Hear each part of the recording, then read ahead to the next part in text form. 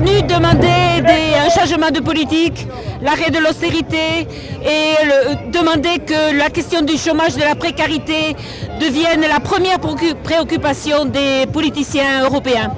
On est venu manifester avec 80 organisations à l'appel de la Confédération européenne des syndicats pour demander d'une part à ce qu'on sorte enfin de cette politique d'austérité qui est menée partout en Europe et qui conduit l'Europe et les différents pays dans l'impasse, et puis aussi pour obtenir un plan d'investissement pluriannuel pendant 10 ans à niveau de 2% par an pour pouvoir réinvestir dans l'industrie, dans l'emploi dans chacun des pays européens.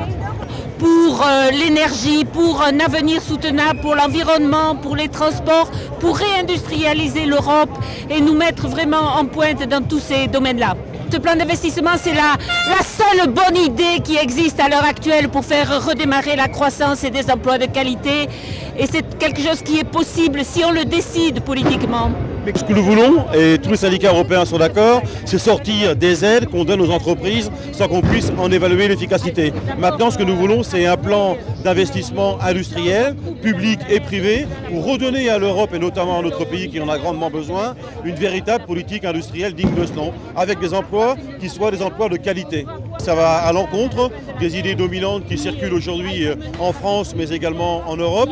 Et c'est la preuve que l'union des syndicats au niveau européen, quand 80 organisations appellent le même jour, à la même heure, sur la même revendication, ça bouscule un peu le paysage social dans chacun des pays. C'est une chance qu'on ait pu se rassembler aujourd'hui pour réclamer ensemble ce plan d'investissement.